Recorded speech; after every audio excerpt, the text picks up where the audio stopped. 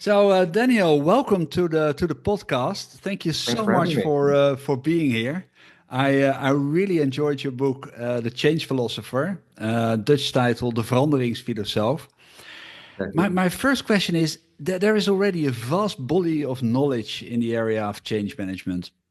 Yeah. So what was your motivation to write this book? What were the topics you wanted to explore, and what were the questions that you could not find satisfactory answers for in the existing literature on this topic? Well, I think this book was born out of questions. Not so much a search for new answers, but it began with some questions. And there's a South American leadership coach, if I pronounce it right, his name is Julio Olala, and he once said, "Knowledge is a love affair with answers, and wisdom is a love affair with questions." And I think I was searching for a little bit of wisdom in the area of change management, and that meant that I had to start with questions, and I think questions that I kept hearing again and again in change processes about what is the essence of change, why do we sometimes change and sometimes not. How do time and change relate, and how do we create real connection in change processes? So that kind of you could say bigger questions, which a lot of change management literature not really touch upon because there are no definite answers for such kind of questions. And I didn't set out to write a new how-to guide book. I really wanted to write a book in which I explored, you could say the deeper dynamics of change, and with the main purpose to shift the conversation, and if I stumbled on practical insights, which I did, that was a bonus, but I was not searching for it. So the heart of the book, I guess, is an invitation to rethink about how we approach change management and how you could approach change management yourself. So I hope my book, is an invitation to really think about how you look at change management and how you do it in your practice or your organization. Yeah, yeah, that's also the impression that the book made on me. It is not, let's say, a kind of classical how-to guide with five concrete steps and No. lots of models. It's more, let's say, also as you said, a personal wrestling with, let's say, the different topics in change management processes and why things work or don't work. Yeah, yeah, I think in your book you raise four questions and you devote a part of the book on each of them. So the questions are: do we do the right things? Why we change or deliberately decide not to change? Do we take enough time for change? And also, finally, the bigger question is the barrier between us as individuals not too big to truly understand each other and embark on a meaningful change together. yeah, Now, in part one, do we do the right thing? You raise the issue that everyone involved in the change process has their own story, perception, and version of the truth. And you don't necessarily think that's a problem in itself, but you suggest that the rigidity to which we hold on to our own opinions is a real issue because we do not trust the truth in others and consider these to be fake news. What would you recommend to your fellow change management professionals and consultants that are active in this area when they are confronted with teams or organizations that struggle with issues of not recognizing that other people might have a possible truth as well and consider their own story the only story to be? How can you break through that pattern? yeah. Maybe a little bit more on that fake news. At the moment we are recording this, the originator of the term fake news is again a lot in the news. There's an old Indian saying that goes: through continuous dialogue, the essence will reveal itself. But when I look around in a lot of organizations that I come, I think real honest dialogue is becoming very rare. Yeah. we are becoming increasingly skilled, I guess, to stripping our conversations of what they are really about, and then these stories can become sort of fake news. So then we're gonna say things like, our management say they want engagement, but they already made up their minds, or no, or people are resisting just to keep things the way they are. They told us this change will create opportunities, but it's clearly about cost cutting. And they're all assumptions that we are made up ourselves most of the time, but we speak about them as if they are the Real. hard truth. And that's what I call organizational fake news. And I think you ask for a practice for practitioners that can break through this kind of fake news. And I think one of the interesting concepts there is what I stumbled upon is deconstruction. That's a concept from Derrida, I think. Yeah, yeah, Derrida yeah, is yeah. the philosopher, philosophical father. It's used a lot in literature from organizational narrative. The field that looks at narratives and filmmaking and trying to see what are the links with organizations, and their deconstruction. And deconstruction is different thing from destruction, and because destruction is breaking things apart. And deconstruction is really deconstructing the different parts. So that's an active, reflective process in examining how stories are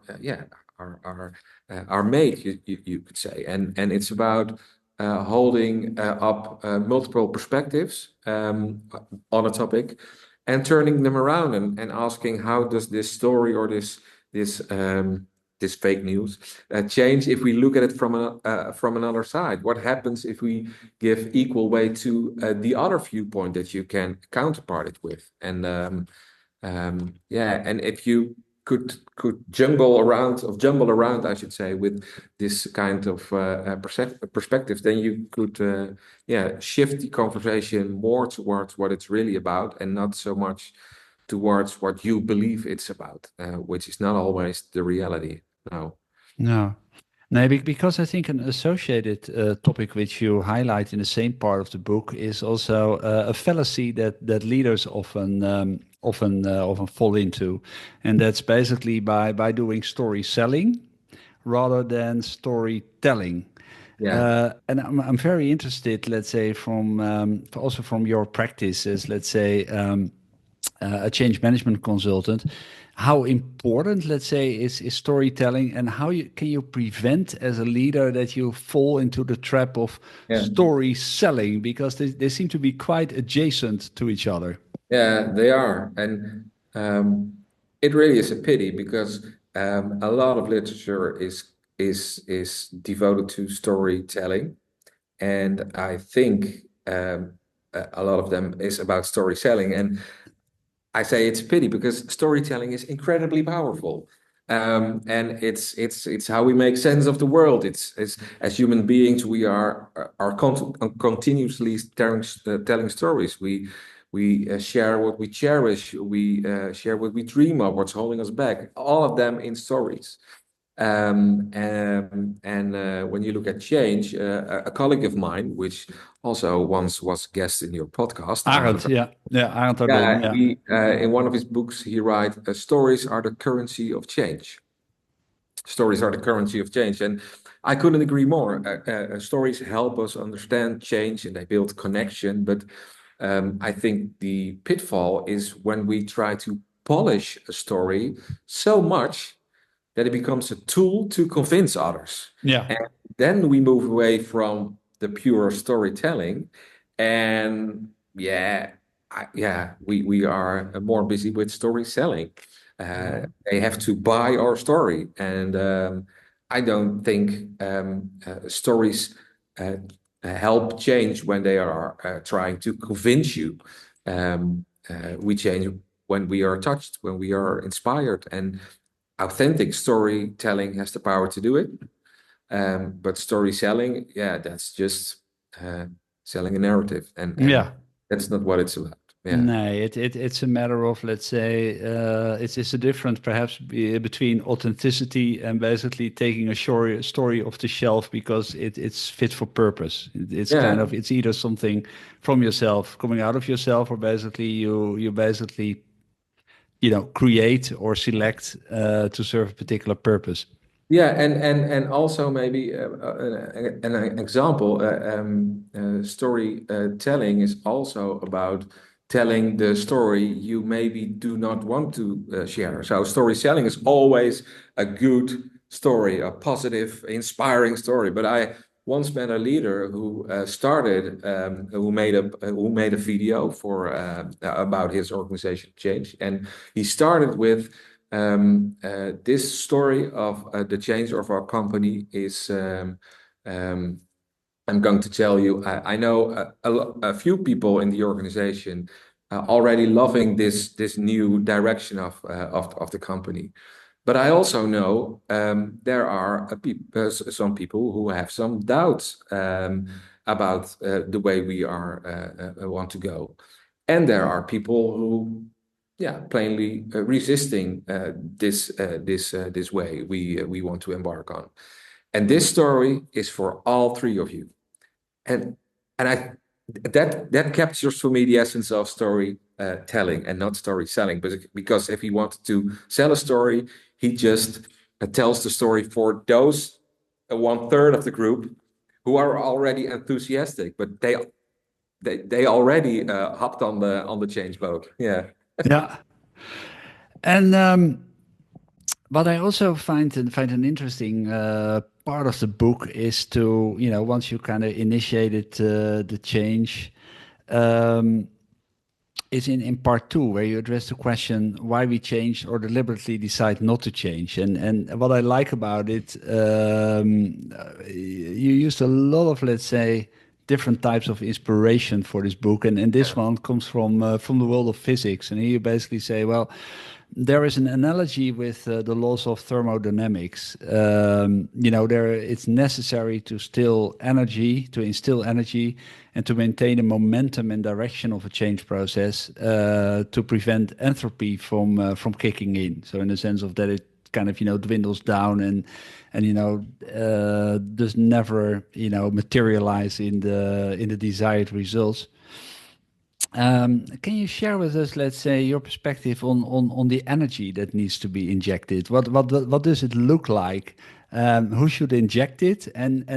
and in which format should it be injected? Yeah.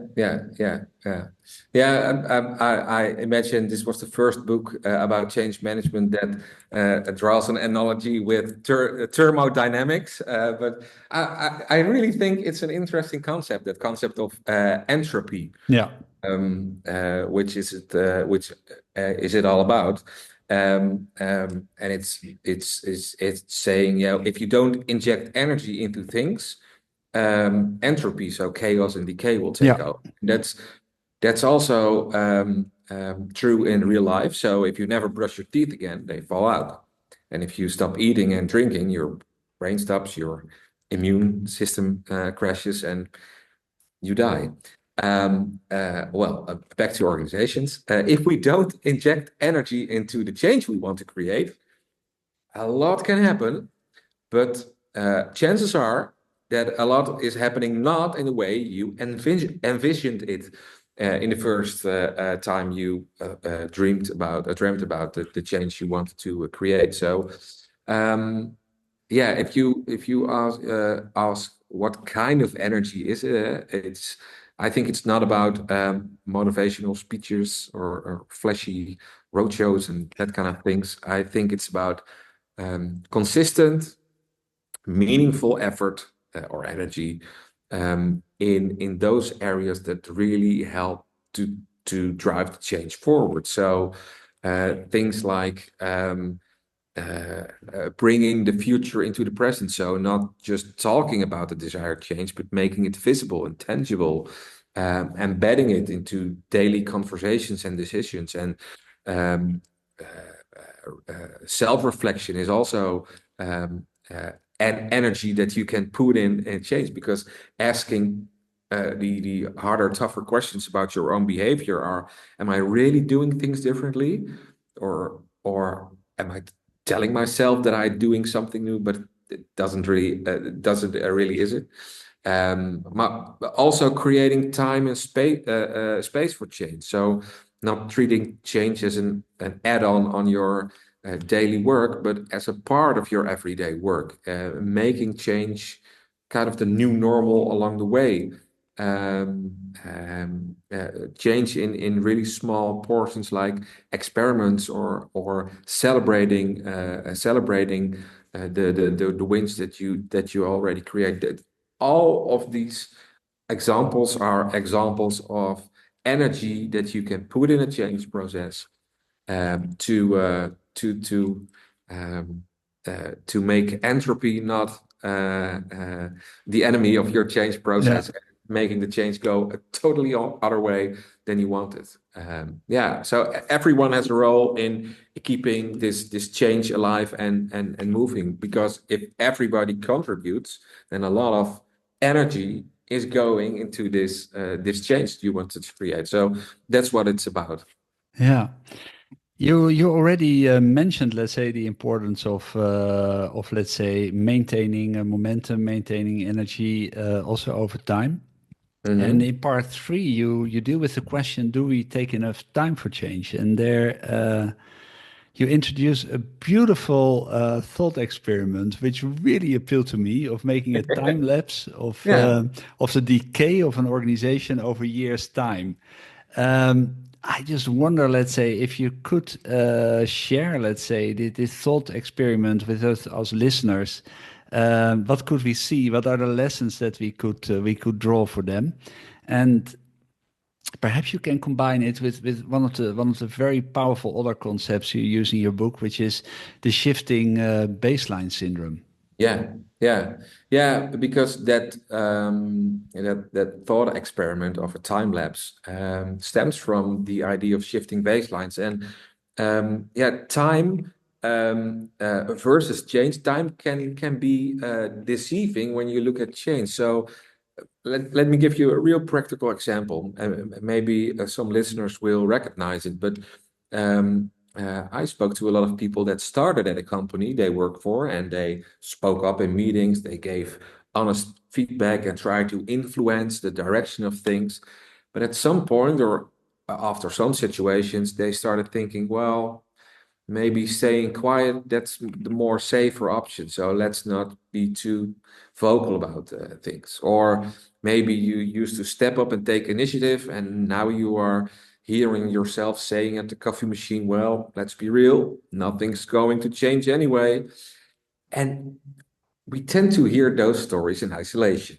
And maybe in isolation they make sense. But what we don't see is the slow drift that's happening over time, a sort of gradual decline in energy, in connection, in ambition, in the contribution you want to make to the change. And yeah, it's fascinating and it's dangerous, because um, it lowers our ambition, and not overnight, but quietly, one small compromise at a time. And in the world of ecology, you have this concept called shifting baselines, and basically that's about that we keep lowering our standards for what's normal, until one day we accept things we never would have tolerated as normal a few years ago.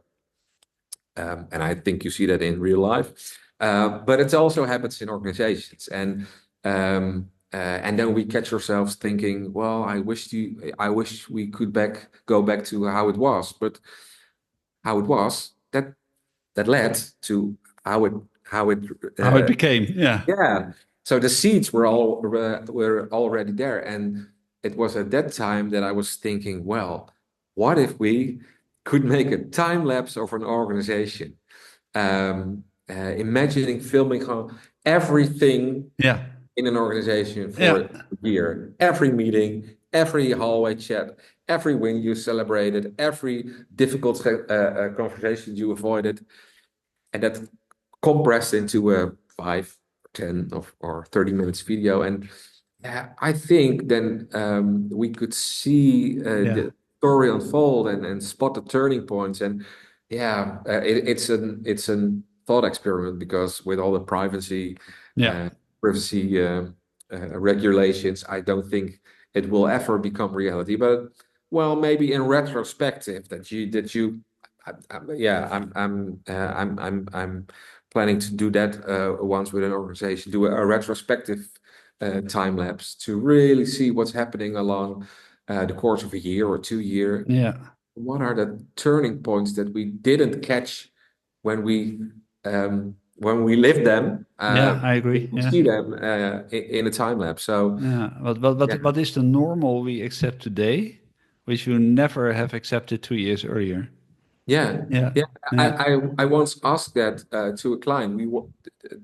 His organization was in a really bad state, and I asked him, um, imagine that we have met 2 years ago, and I would say, 2 years from now, your organization is full of, and then I summed up the Yeah. whole um, shitty things that were happening, and I asked him, would you sign for it? Would you say, okay, well, great, that's what Yeah. I. Yeah. He Yeah. said, no, no. And I said, of course not. But you're in it right now. So somewhere along this way, things did change. And that's it's always a very small things that become a bigger change you didn't want to want to happen. But it still happened. So yeah. Yeah. Yeah, it's sad, but you see that in a number of organizations. Let's say small compromises, and then the frequency of the compromises, and a number of people compromising, and then suddenly exponentially, Yeah. it can go quite fast actually. Yeah. Hey, a completely different part of the book, and I found that quite, let's say, intriguing as let's say a heavily Jungian inspired consultant and executive coach. Yeah. In your book, you also argue there's a difference between the soul, i.e., let's say the deepest core of an organization, and the culture of an organization. Now, traditional models have an idea of you have operations, you have strategy, and then culture is kind of the inner core, right? Yeah. What Drucker says in terms of, culture eats strategy for breakfast. But you actually say Yeah. there's a deeper core, which Yeah. is the soul of the organization. So, a very tough question. What does that soul look like, Daniel? And how can we see it? Can we observe it? And how does it influence the culture? Yeah. Yeah. What does the soul of an organization look like? Well, maybe what does your soul look like? Uh, yeah, I can't answer it. I think we have a soul. I believe we have a soul. I know you and I have a soul. Yeah, That we are more than just a collection of bones and organs. yeah, We are alive and we are moved by things, and we can be swept away by beauty. Yesterday I visited the Matthäus Passion, and I yeah, was away. My soul was touched. yeah, But if I would lay in an MRI scan or something like that, would they are they able to point out my soul? Probably not, but I know it's there, or at least I believe it's there. And yeah, I think the same goes for organizations. So an organization is more than walls and desks and people doing things. Sometimes magic happens and creativity flows, innovation takes off, new kinds of collaboration emerge. And if the whole becomes more than the sum of its parts, well, when that happens, I think the soul of the organization is reflected in it. And like you said, like I describe in my book, it's not the same as culture. Culture is how we do things in an organization. We Yeah. have the language, the rituals, but you could say the soul is why we care about the organization and the purpose of an organization. It's the kind of deeper reason for being. And um, to try to give you an example, I was thinking about a healthcare organization where people were, and I believe it was in the COVID time, uh, they were under immense pressure with all the regulation and staff shortages and even budget maybe. But even in all that, um, you could feel, and people spoke to me about it, but I could feel it also, a deep sense of purpose that they are there for the caring and curing of people. And I think those kind of things are the soul. And I think whenever we honoring the soul of an organization, so the real deeper purpose and being of an organization, then the culture will flourish. Um, and yeah, the culture is the visible behavior, and the soul is the invisible compass behind it. Hmm. You are, I think you noticed that I'm searching a lot, so I don't really have a definite question because I don't think the soul is observable in as kind of I can't hold it in my hands. Uh, Um, it's very interesting that you say that because the very first guest in my podcast series is a well-known Jungian psychoanalyst called Murray Stein. mhm. And I posed to Murray the question in a sense of, as Jungians, we believe that, it's Yeah, very strong in individuation, etc. yeah, Um, and I said, look, are organizations more than, let's say, the collective body of individuals that populate the organization? And immediately he said, definitely yes. He said, look, and interesting, he had the example of car companies. He said, look, Mercedes is a completely different company than Ford. yeah. And it has to do with what you say. It's kind of, it's a different purpose. There's a different value system. And I would highly recommend you to that. And I'll basically put a link Oh, to that yeah, podcast in a minute. I think you would enjoy it. Yeah, cool. I'm yeah. curious. Yeah, There is, let's say, part four of the book. It deals with the yeah, question whether the barriers between us as human beings are not too big to truly understand and embark on a meaningful change together. And what I love is the fact that you introduced the Plessner paradox here. And can you perhaps share that paradox with us and illustrate the relevance this has for change management processes? yeah. The Plessner Paradox. Well, I actually made that one up. Oh, That is, really? the name giver did not speak of the Plessner Paradox himself.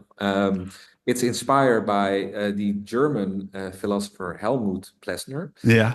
And one of his most important works. Yeah, in Dutch it's called De Grenzen van de Gemeenschap. So The I borders of don't. the boundaries of the community, or Yeah, yeah, yeah, the yeah, boundaries of the community, the limits of the community. I don't know if there's an English yeah. translation available. So, but in that book, he argues that what a community, an organization, for example, what a community such as an organization demands from an individual in its most ideal form can never be fully achieved in reality. And so, in other more practical words, no matter how beautiful or inspiring or unifying or a shared goal or ambition may be, you and I, or whatever people working at that company, will never fully merge with it. We remain individuals with our own ideas, with our own perspectives, and with a free will. And so when we compare it to families, there we share DNA. We are literally carry a part of each other. Yeah. But in organizations or teams, the bond is different. It's not biological. It's at highly and mostly it's purpose driven. So we align behind an ambition, or a change perspective, but we can contribute and we can collaborate, but we never completely become it. And that, in a nutshell, is what I call the Plessner paradox. And I think it's relevant for change process because in many change programs, there's this kind of underlying expectation that everyone should fully embrace the change, Yeah. that there be no resistance, everyone must be 100% aboard. But the Plessner paradox, and Helmut Plessner in person reminds us that's not realistic. So it's not the total identification with the change, Nee. but meaningful contribution. And when I work with leaders or companies or teams, I suggest we focus on, do people see the value of the goal? Do they feel they can personally contribute? And do they believe that the potential gains outweigh the potential things Yeah, the that they effort will or the lose? investment. Yeah. Yeah, yeah. And if those three conditions are met, yeah, I think then you have this kind of emotional buy-in, and real authentic engagement from these people who are all different but are still willing to move forward together. Yeah. And that's what the great old Helmut Plessner Yeah. told me. And it sounded cool, the Plessner paradox. Yeah, nee, Yeah. it sounds definitely cool. Nee, but what I also think, kijk, it's also the interesting thing that I think there's almost kind of dichotomy because on the one hand, we as individuals want to be the unique individuals we are. Yeah, And on the other hand, we also love to be part of something bigger.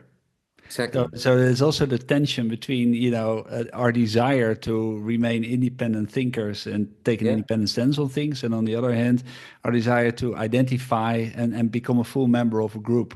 exactly. And Yeah, it's a tension. It's a kind of ever unsolved dilemma, which we are day in, day out trying to take some stance in it. So sometimes we're more individuals, sometimes we're more going group towards group or the member. Yeah. community. Yeah, yeah. It's interesting. What I found also, let's say, an interesting notion in your book, and I think some people might call it actually quite depressing, is the notion you make at the end of your book, where you basically say, well, just like the biggest change in an organization isn't found in the final, Yeah, whether planned or not outcome of that change, but rather in the process of days, months, or sometimes years leading up to it. And then you beautifully described, let's say, the moment you reach the final result, feels more like a given, a new normal. And once you arrive at the point on the horizon, it doesn't feel like the big change after all. What does that mean for people who are involved in change process, either, let's say, as leaders of an organization or members of an organization or consultants or coaching, helping organization? Does it mean that we should focus, more on the actual journey than on the destination? What is your thinking around this topic? yeah. Yeah. I believe, and we at the Change Studio believe that change is a journey. That's how we see it. Whether it's a change journey or a leadership journey or innovation journey. And when you look at it from that way, like any journey, especially in organizations, it comes with moments of joy and with moments of struggle, with bursts of energy, and with times of friction, and with wins to celebrate and obstacles to stumble over. And um, I think that what we often forget is that when we reach the destination, the point on the horizon, the official change, the new way of working, it already feels normal, ordinary. So, like you said, the real transformation happened in the process, in all those conversations, decisions, doubts, tensions, breakthroughs. In my book, I also described two myths that we tell ourselves in times of change. And One is the myth of predictability. So the idea that change can be mapped out perfectly, then and that if you plan it out well enough, it will unfold exactly as you Yeah, intended. I got a lot of books behind me, which basically actually have those type of models in the sense of, ensuring Yeah, purpose, ensuring the yeah, platform, ensuring commitment, ensuring yeah, resources, and then the famous model with, I think, the 5 boxes, and if you put pluses behind it, you have an effective yeah. change. Yeah. Exactly, and also things like Prince 2 is the it's an it stands for projects Yeah. projects in controlled environments. Yeah, I don't know what your experience is, but 99% of the organizations that I help and that we as the change do help with their change process are not controlled environments. No. They are living, breathing, sometimes. No, no, no. I think Messy. if anything, then quantum mechanics has taught us is there's a certain unpredictable Yeah, of individual particles. Yeah.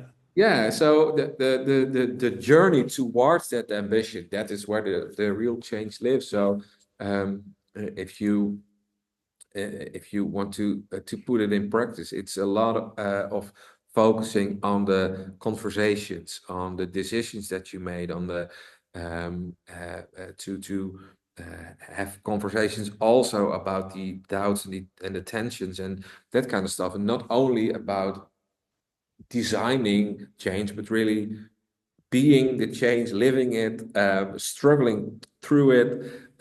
That's what it's all about. Yeah. Yeah.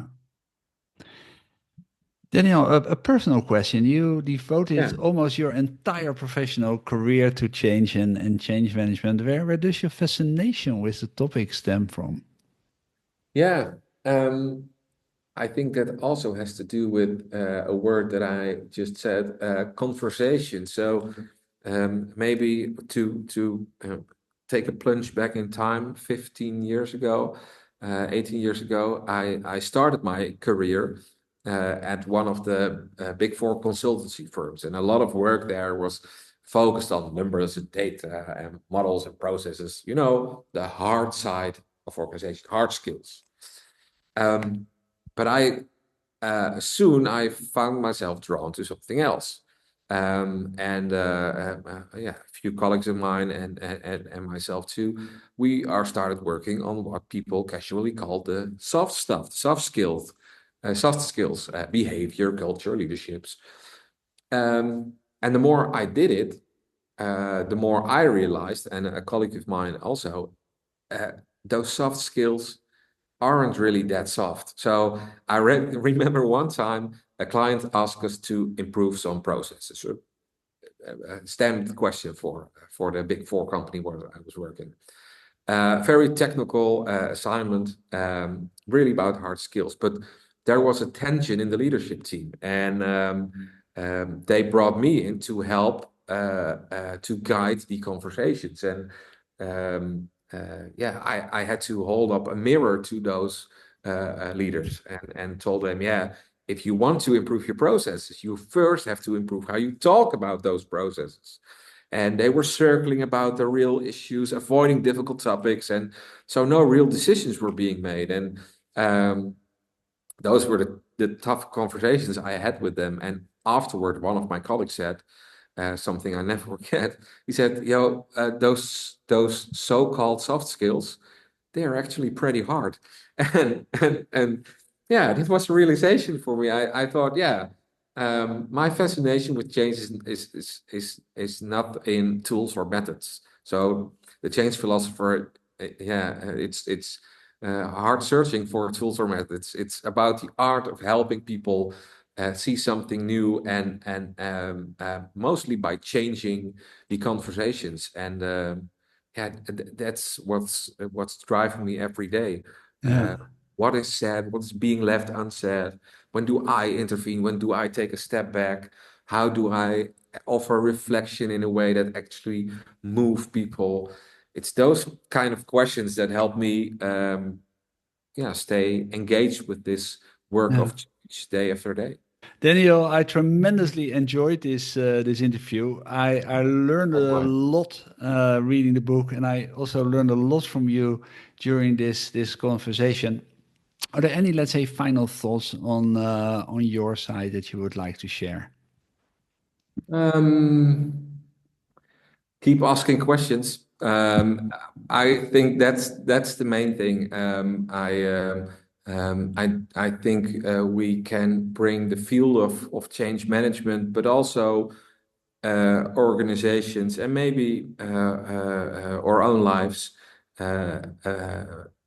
further in the direction we want to achieve if we are posing more questions to each other and ourselves instead of just staring at the right answers, because that's what this book also learned me. It's the value of questions. So yeah, yeah, I would be a lousy philosopher if I would not